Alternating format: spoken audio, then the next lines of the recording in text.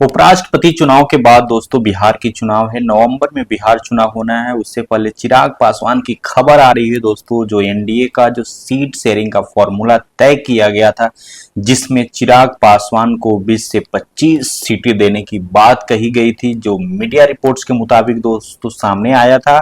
और जो नीतीश कुमार है उनको 101 सीटें देने की बात कही गई थी। वहीं बीजेपी 100 सीटों पे और उपेंद्र कुशवाहा और जीतन राम मांझी को 10-10 सीटें देने की बात कही थी। लेकिन अब खबर आ रही है दोस्तों, चिराग पासवान का एक कार्यक्रम था मुजफ्फरपुर में, और उस कार्यक्रम में एक नेता ने दोस्तों जय जयकारे लगवा दिए चिराग पासवान का। बिहार का मुख्यमंत्री कैसा हो, चिराग पासवान जैसा हो। और मामला दोस्तों गर्मा गया है, सोशल मीडिया पे दोस्तों आने लगा। चिराग पासवान के पार्टी के एक सांसद हैं अरुण भारती, या एक हैं दोस्तों तो चिराग पासवान के बहनोई, जो जमुई से सांसद है। इससे पहले दोस्तों चिराग पासवान जमुई के सांसद हुआ करते थे, लेकिन चिराग पासवान ने अपने जीजा के लिए वो सीट छोड़कर चिराग पासवान हाजीपुर से चुनाव लड़े थे, और हाजीपुर से चिराग पासवान की भी जीत हुई थी, वहीं अरुण भारती की।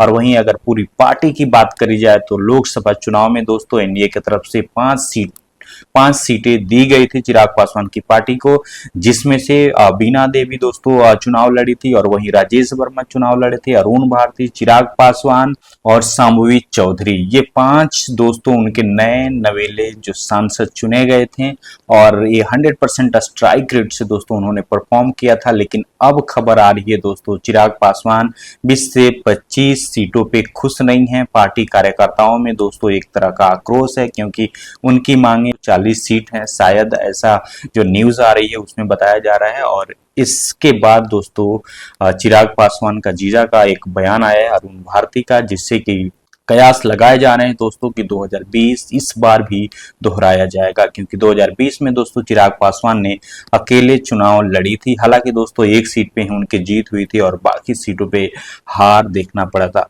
अरुण भारती अपने ट्वीट में लिखते हैं, कार्यकर्ता ही हमारी पार्टी की असली रीढ़ है। पार्टी के लिए जी जान मेहनत करने वाले कार्यकर्ता की यह स्वाभाविक उम्मीद होती है कि एक दिन उन्हें भी पार्टी की तरफ से जनप्रतिनिधि बनकर जनता की सेवा करने का अवसर मिले।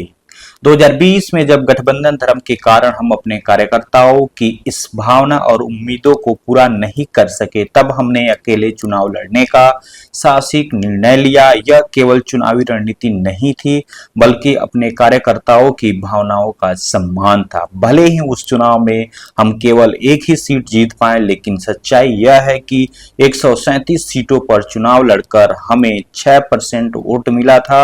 अगर हम पूरे 243 सीटों पर चुनाव लड़ते तो हमारा वोट प्रतिशत 10 से भी अधिक। यह हमारे कार्यकर्ताओं की ताकत और जनता के विश्वास का जीता जागता सबूत था। असल में यह हमारी रणनीति, चाल और राजनीतिक चरित्र का हिस्सा रहा। 2020 ने साफ कर दिया कि अगर बिहार की राजनीति में कोई पार्टी अकेले चुनाव लड़ने का मादा रखती थी तो वह केवल लोक जनशक्ति पार्टी थी।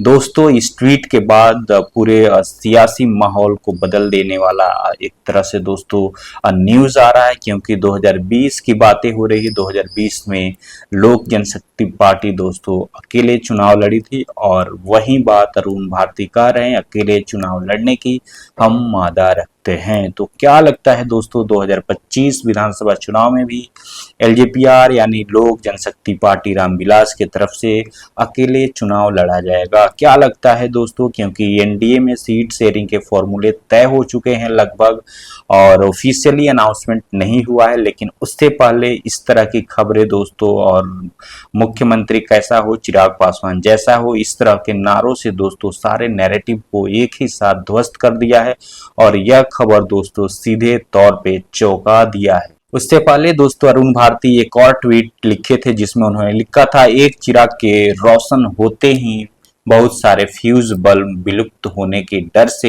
हैलोजन वेपर लाइट बनना चाहते हैं। क्या है मैसेज दोस्तों इस ट्वीट के पीछे, आप समझ सकते हैं। लेकिन चिराग पासवान को दोस्तों 2020 चुनाव में जो अकेले चुनाव लड़े थे और 2025 चुनाव में अकेले लड़ने का यह संकेत सीधा साफ शब्दों में कहें दोस्तों, चिराग पासवान की जो भूमिका होगी बिहार चुनाव के बाद वो बड़ी होगी। हो सकता है दोस्तों एनडीए में अगर रहें तो उनको बड़ी जिम्मेदारी भी मिल सकती है, लेकिन हालांकि अभी इसकी ऑफिशियली अनाउंसमेंट नहीं हुआ है, लेकिन उनके पार्टी कार्यकर्ता और सांसद कयास लगा रहे हैं दोस्तों चिराग पासवान को बड़े पद पर देखना। हो सकता है चिराग पासवान मुख्यमंत्री भी बने कभी ना कभी, या 2025 चुनाव के बाद दोस्तों क्या गणित रहेगा इसकी अभी हम चर्चा नहीं कर सकते हैं, लेकिन संभावनाएं दोस्तों ऐसी है, चुनाव की ऐसी स्थिति बनती जा रही है जिसमें एलजेपीआर की अहम भूमिका होगी बिहार चुनाव में।